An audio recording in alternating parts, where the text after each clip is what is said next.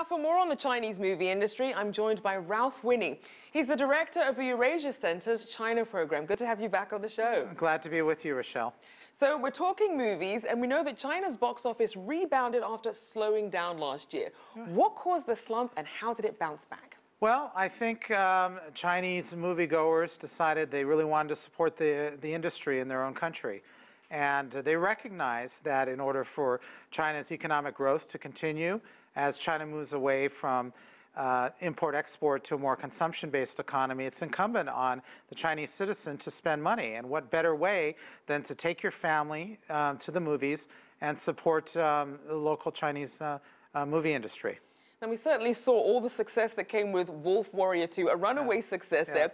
So when it comes to kind of trying to figure out that formula, what is it that makes a blockbuster successful in China? Well, it's got to be the characters, the actors, and their relationship with the studios, their relationship with the producers, and their passion, I think, for the arts, and their belief in supporting and promoting the Chinese film industry, which is working very hard to rival Hollywood. And so there's a lot of national pride, and that's reflected in the productions and the support that they're getting from the Chinese people. And we're certainly seeing that Hollywood is paying a lot more attention to China, especially with the success of Wolf Warrior 2. Absolutely. But what are the sticking points in the China-US movie import quota renegotiation? I think the problem is figuring out the right genre for films in China, making sure that there's not a lot of violence or bad language that you find in some American films, and take out the politics that are in some of the American films coming out of Hollywood. This is very important because you want to get to the heart of the script and really tell a story to the audience. And how would you characterize China's overall relationship with Hollywood? I think they're very in awe and respectful of Hollywood because they're the dominant movie industry right now. So they want to learn, they want to engage with them, and take the positive characteristics that come out of Hollywood to help develop and grow the Chinese movie industry.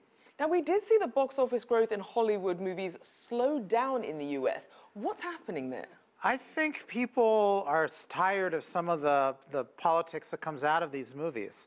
And when they go to see a movie, they just want to hear a story. They don't want to be injected with politics, whether it's from the right or the left. They just want to take their family out and see a nice movie and not have to worry that their kids are going to see, really gory scenes, or they're going to hear bad language.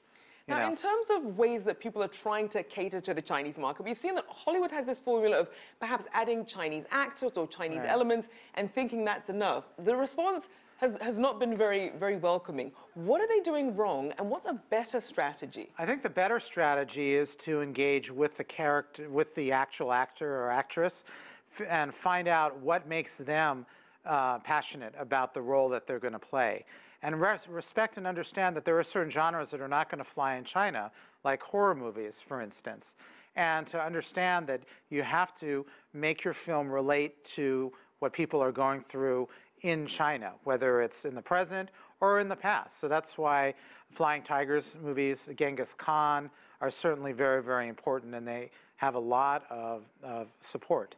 Now, how much growth have we seen with China's movie industry, say, over the last decade or so, and what's been driving that? I think what's been driving it is a commitment on the part of the Chinese government to put a lot of money into growing and develop the industry. They've learned through Hong Kong, which is, I think, #2 or #3 behind Hollywood, and they've felt it's very important to develop a homegrown Chinese movie industry. So they've learned a lot from what the Hong Kong industry has done, and then they've sent their producers over to study in Hollywood and to understand the filming, the genre, and to see what will work in China.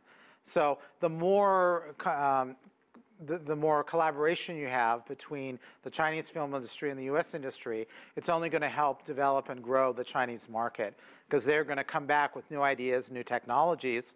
At the same time, recognize that there are certain things in Hollywood that just won't work in China, which I've mentioned before.